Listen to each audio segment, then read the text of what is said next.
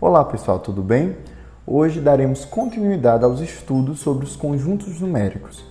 A gente já viu o conjunto dos números naturais, o conjunto dos números inteiros e hoje será dado uma ênfase no conjunto dos números racionais. Mas quem são esses números racionais? Bom, os números racionais podem ser definidos como todos os números que podem ser escritos como a razão de dois números inteiros, na condição que o denominador obrigatoriamente tem que ser diferente de zero.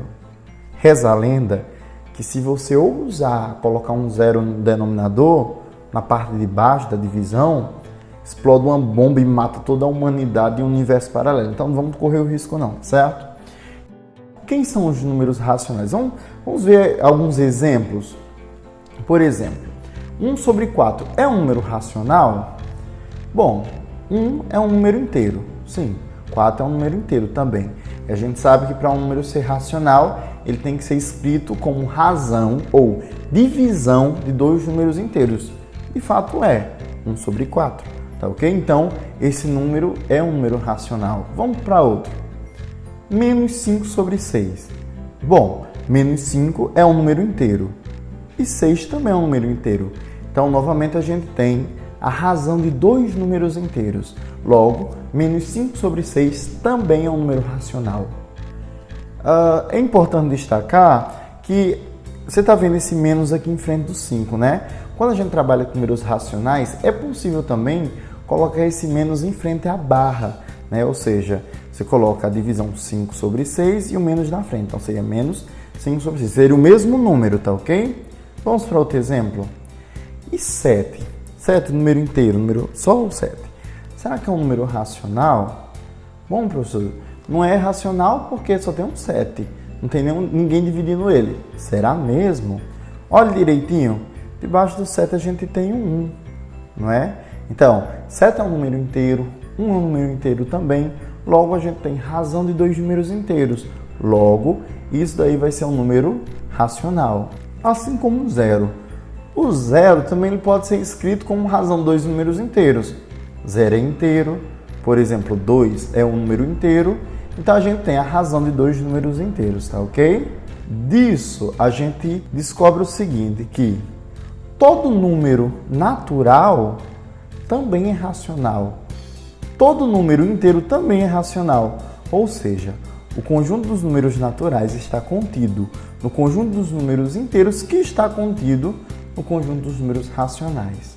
Tá certo? Existe uma outra classificação também que a gente pode definir o conjunto dos números racionais. A gente diz o seguinte: todo número racional ele pode ser escrito na forma de dízima infinita periódica, que pode ser classificada como dízima simples ou dízima composta.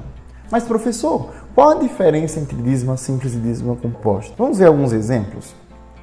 Imagina que eu tenho um número 0,3333. Está aqui, né? A gente tem apenas um número se repetindo, que é quem? 3. Então, quando isso acontece, quando você tem apenas um número se repetindo, a gente tem uma dízima simples. E se eu tivesse, no caso, 0,4343, isso se repetindo infinitamente, seria uma dízima composta? Não. Também temos uma dízima simples. Olha, quem está se repetindo nesse caso é o 43. Ou, professor, ainda se eu tivesse 0,123. E aí, seria uma dízima simples ou composta? Simples também. A gente tem três números se repetindo, certo? Mas são os mesmos. Agora, se eu tivesse, por exemplo, o número... vamos aqui. 0,5111. Pronto. Tá certo? Então, perceba que a gente tem nesse número aqui um diferentão, né? O 5.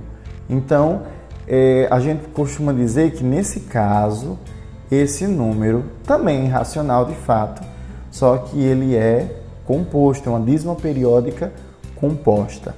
Tá ok? Como é que a gente transforma de fração para dízima periódica? Bom, é bem simples. Eu não sei se vocês lembram, mas é simplesmente dividir, né? A gente tem o quê? Por exemplo, 3 sobre 4 é a mesma coisa de 3 dividido por 4. Ah, professor, mas 3 é menor do que 4, então como é que eu faço? Coloco um 0, uma vírgula aqui e um 0 aqui, né? Pronto, qual é um número que quando multiplicado por 4 dá próximo de 30? É 7. 4 vezes 7, 28. Para 30, 2. E aí, terminou? Não, vamos completar, né? Acrescento o 0 aqui. Qual o número que quando multiplicado por 4 dê 20? É 5. Então, 4 vezes 5, 20. Resto, 0. Tá ok? Então, isso quer dizer o seguinte, que o número 3 sobre 4 pode ser escrito como 0,75. Aí você pode dizer, mas professor, isso daí não é uma dízima periódica. É sim, olha, tem 0, 0, 0, 0, 0, indefinidamente aqui. Só que vocês sabem que quando você tem desse formato, não há necessidade de colocar o 0 na anotação, tá certo? Mas também é uma dízima periódica. Vamos para um outro exemplo? O número 5 sobre 6. Como é que eu faço para transformar ele em dízima periódica? Bom, do mesmo jeito. Você pega e divide 5 por 6. Só que você vai perceber que o 5 é menor do que 6. Então, o que você faz? 0 aqui, 0 aqui. Então, qual é o número que, quando multiplicado por 6, dê próximo de 50? É 8. 6 vezes 8, 48. Então, resto 2. Coloca 0 novamente. E o que é que a gente faz? Qual o número que, quando multiplicado por 6, dê próximo de 20? Hein? Lembra? 3, né? 3 vezes 6, 18. Novamente, resto 2. E você chega numa dízima periódica que se repete indefinidamente. 0,8333333. Tá certo? Então, dessa forma, a gente conseguiu transformar de fração para dízima periódica. Vamos mais 2 exemplos? 3 sobre 1. 3 sobre 1, professor, sim, a gente pode escrever ele como dízima periódica. E fica 3,0000. Existe uma outra coisa também, uma outra forma de escrever ele, que seria 2,999 indefinidamente. Mas isso daí eu vou deixar como curiosidade para você descobrir. Tá certo? Então, como exercício, eu quero que você me transforme 7 sobre 9 em dízimas periódicas. Aí você pode dizer, transformar frações em dízimas periódicas é fácil.